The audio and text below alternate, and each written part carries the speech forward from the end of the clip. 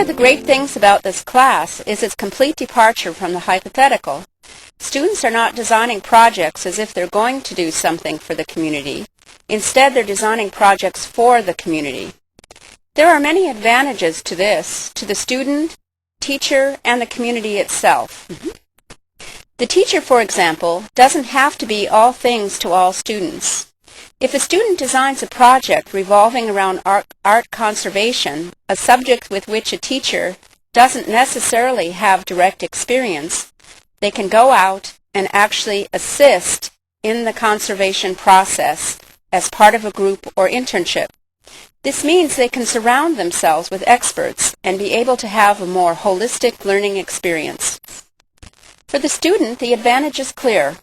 They get to not only have real-world experiences with the projects they design, but have to encounter all of the difficult obstacles that they would when they do this outside of a classroom environment. You simply cannot teach the challenges that these huge projects present. The student is then armed with first-hand knowledge and experience. There actually is a community that desires these projects. We worked with the Center for Service Learning, who brought in the necessary contacts and opportunities that we needed to implement the end result. Besides that, the community then directly benefits from the end project, even well after the student leaves the class. Students actually get to leave their mark on the community.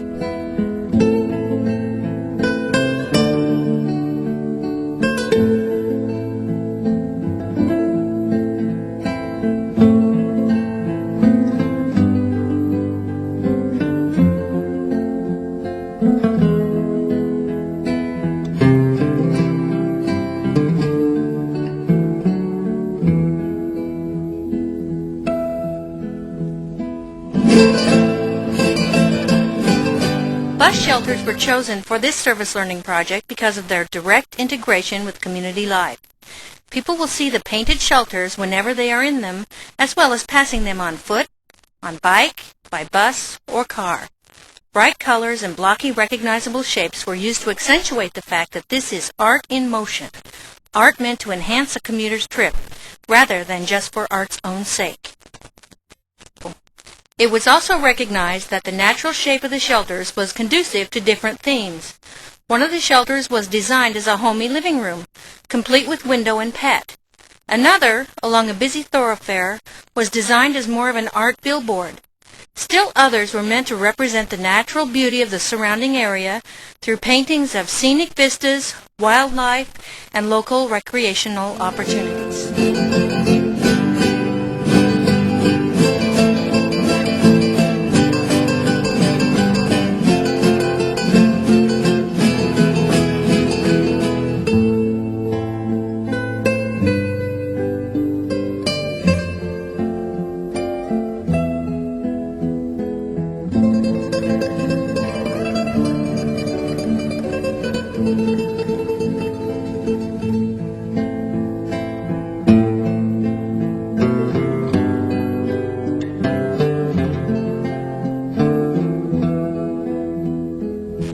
It's very rare for a college or university to have a chair collection. Although ours was quite large and covered many influential designers and manufacturers, it had been banished to the dungeons below the art department. We wanted to show it to the community.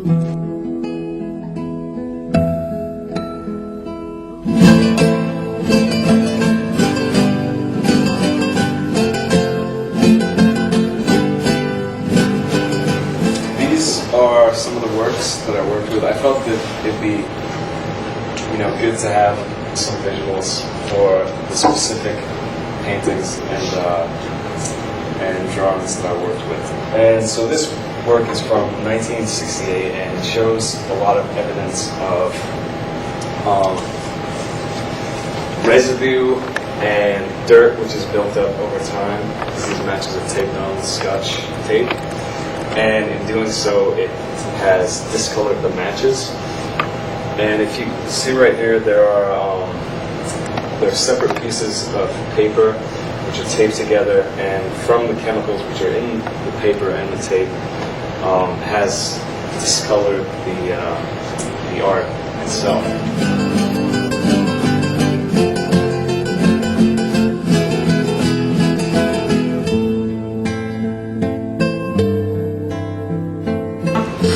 So what I ended up really doing is just making a guide for a BFA student at this school, because they, you know, it takes so much work to be able to put a show together, and I don't think that it's there's really nothing out there to say, you know, you have to do this and this and this, and so.